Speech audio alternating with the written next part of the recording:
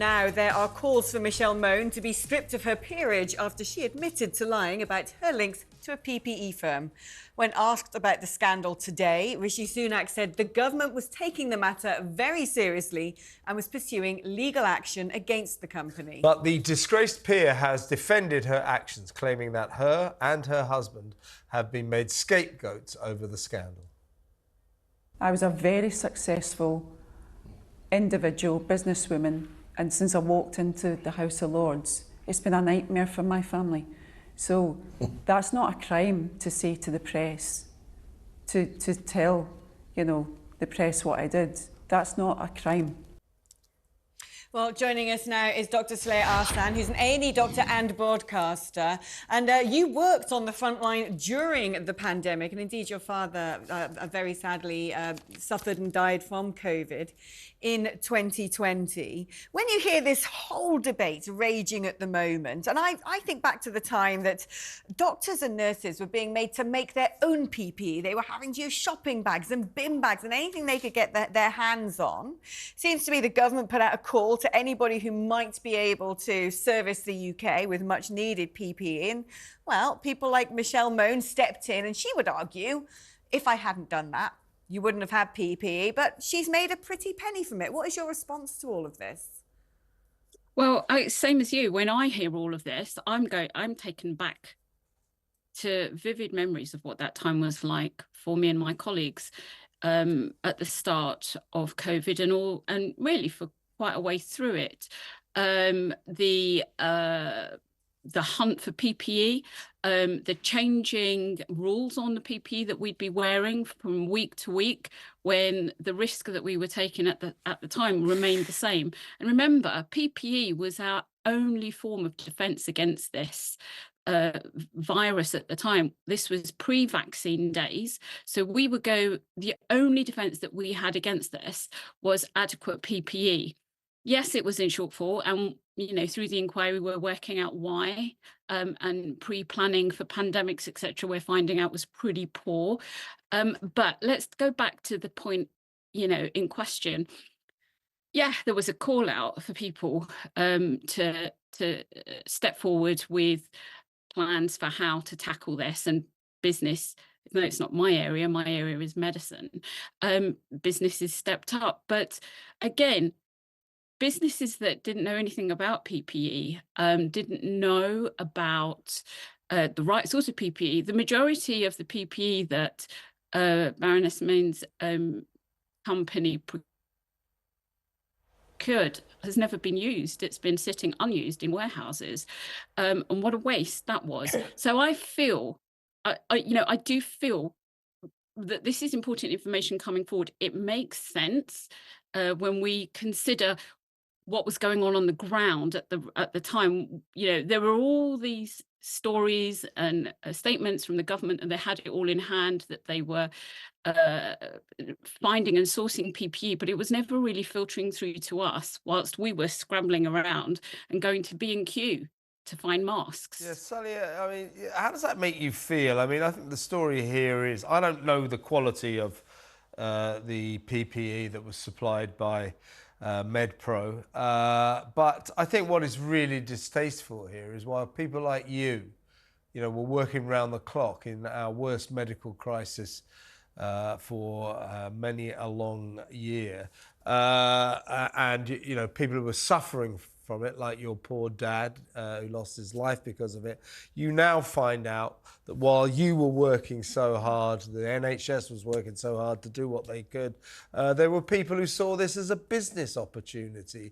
And perhaps the government should have been less forthcoming with taxpayers' cash. Oh, I've got some PPE, 200 million, government. Yeah, fine, yeah, no problem. They made £60 million profit on that. The government should not have been offering such huge amounts. They should have been much more scrupulous about who they gave our money to. It just leaves a very, very unsavoury taste in the mouth, doesn't it? It does. I think, look, at the end of the day, I'm not a business person. I am, as I said, medicine, and people across different sectors are motivated by different things. And obviously, someone who is skilled in business will see opportunities. But I think at this point of time, when we are facing a global pandemic, which for many of us is a once in a lifetime event, hopefully, and unfortunately, it's not a case of if the next pandemic happens, but when, sadly. But, I think we've all got to then sign up to the same mission and the same goal, that across sectors. I worked within the healthcare sector at the time, but I was also making films, and I was aligned with the media sector, and we were all driven by the same goal of trying to bring the message of what this and the story of what this was all about. It wasn't about profiteering, it wasn't about one-upmanship, it wasn't about career progression. It was about trying ultimately to work together to save lives in whatever way that we could contribute.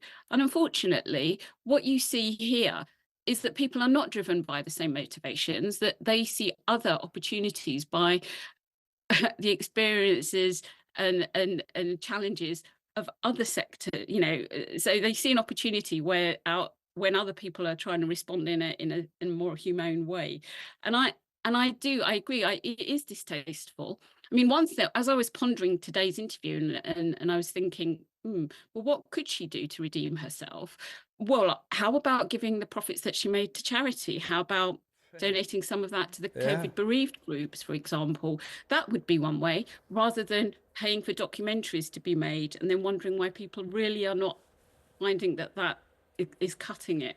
What was your reaction to that pretty astonishing interview she gave to the BBC's Laura Kunsberg, where she said, "You don't know what it's been like for me. Since I've joined the House of Lords, my family's been under attack. It's really hard for us, and I'm just protecting my family." When the truth of the matter is, clearly her and her husband have made a substantial amount of personal wealth in the private sector. And as a peer, she just gets 300 quid every time she wants to turn up to Parliament. She doesn't have to do it, does she?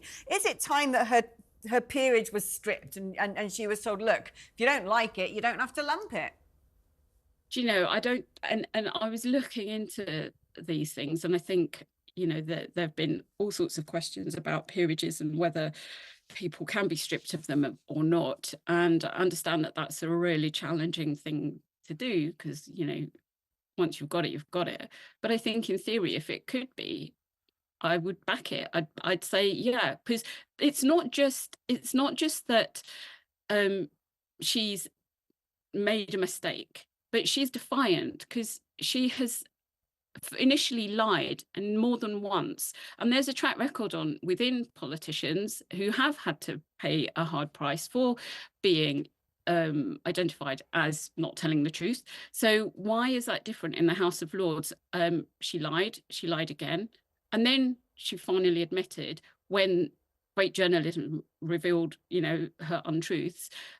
So if we don't hold the House of Lords to some sort of standard, then what is that opening the door to? It is a really high office, and it's for those who are recognised to be worthy of that seat. I think it doesn't. I think it reduces the credibility of such a status if you allow people with that track record to stay. So I think it would be in the best interest to the House of Lords to remove her. Yeah, I couldn't agree more. Thank you so much for joining us there in your PPE. Go back out and start saving some lives. We really appreciate you taking your time to join us on today's show.